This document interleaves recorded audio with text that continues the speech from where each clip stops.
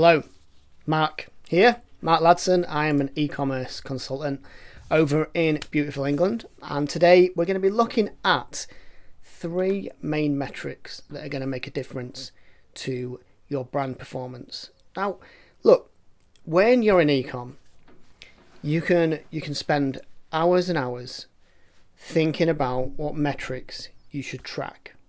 But at the end of the day, my theory on this is that you need to keep it quite simple. Why do I say that? Well, unless you are a company that's already doing 7 or 8 figures, you don't want to be in a position where you are constantly looking at numbers and you're constantly trying to evaluate, what kind of metrics you should be hitting, you should be reaching.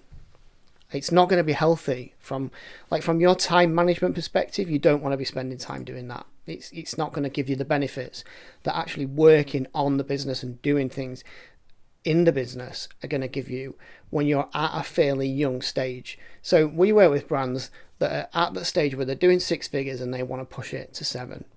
And if you're at that stage, then you do need to seriously think about the numbers. But there are certain numbers which I'm going to go through which are more important than others. So the first one we have is the conversion rate. Now, the conversion rate is like the lifeblood of your store.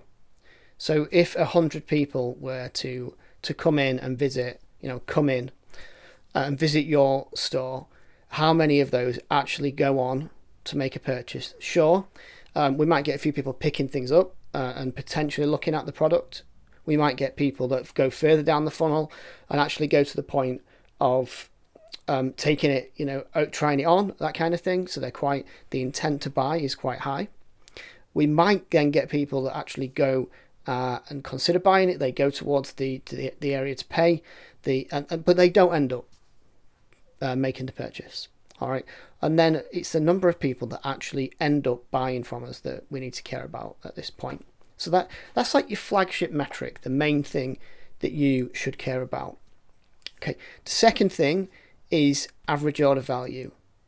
Now, and by the way, the reason we're talking about these three is because ultimately, if you was to raise these 3 metrics, you would increase the effectiveness of your store.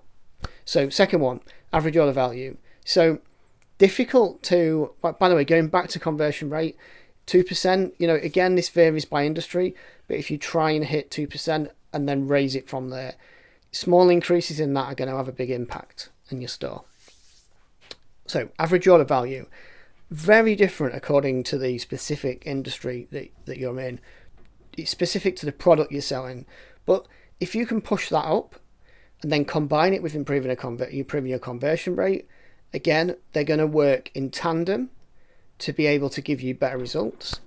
And the beauty of that is, if you can raise your average order value, you might find it easier to liquidate your ad costs, for example.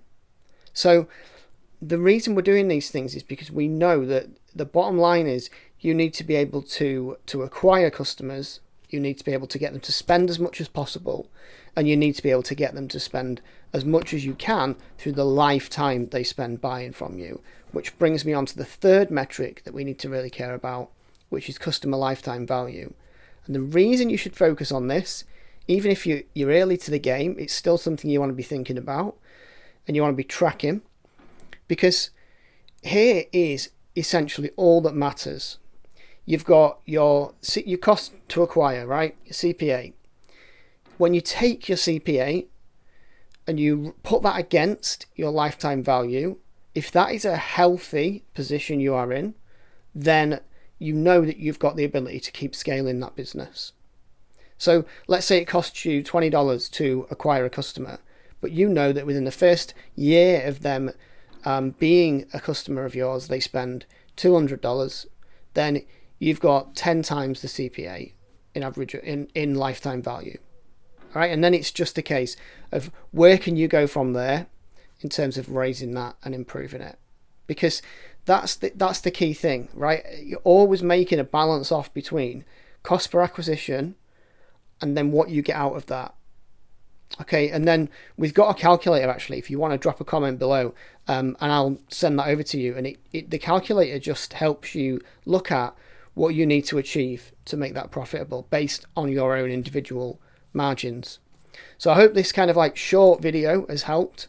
With lots more coming, and in fact we're going to go dive in to each of these metrics on future videos. We'll see you soon.